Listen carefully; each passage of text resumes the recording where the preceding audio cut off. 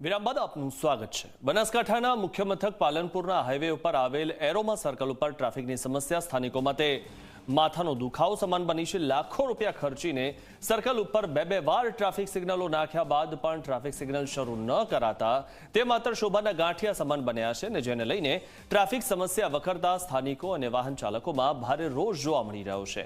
ત્યારે વાહન ચાલકોનું કહેવું છે કે એરોમા સર્કલ ઉપરના સિગ્નલો શરૂ કરી અને યોગ્ય રીતે ટ્રાફિકનું નિયંત્રણ કરી ટ્રાફિક સમસ્યાથી લોકોને મુક્તિ આપવાની માંગ થઈ રહી છે।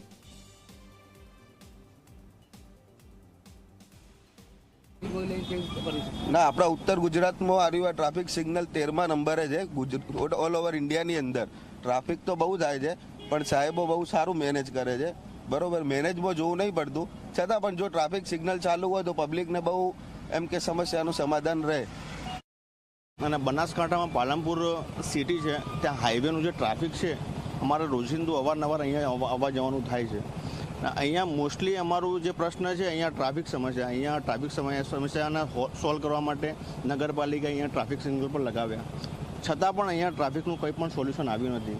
બરાબર, જ્ઞાનીબેનને ઘણીવાર રજૂઆત કરેલી છે ત્યાં સંસદમાં, પણ એના ઉપરાંત કોઈ પણ અહીંયા સમસ્યાનો હલ આવ્યો નથી। અત્યારની રોજિંદા જીવનમાં તમે જોઈ શકો છો કેટલી વ્યક્તિ અહીંયા હેરાન થાય છે। तो प्लीज़ हमारो सरकार ने एक निवेदन है कि यहाँ हमारो पालनपुर सिटी નું ટ્રાફિકનું સોલ્યુશન લાવે।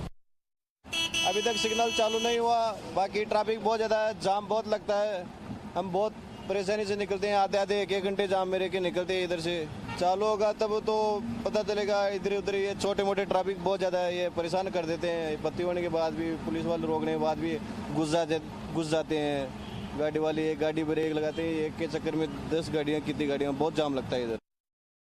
આ સરકાર આપણા ટેક્સના પૈસે નવા સિગ્નલ લગાવ કરે છે, પણ કશું થતું નથી, બંધ જ છે। અત્યારે કલાકથી ટ્રાફિકમાં ઊભા છે, શું કરવાનું? બધું આમથી આમ લોકો જાય છે, એના કરતાં ટ્રાફિક હોય તો પોલીસ વાળાની શાંતિ રહે ને, બધું મહેનત ના કરવું પડે, ઓટોમેટિક મહેનત થાય બધું।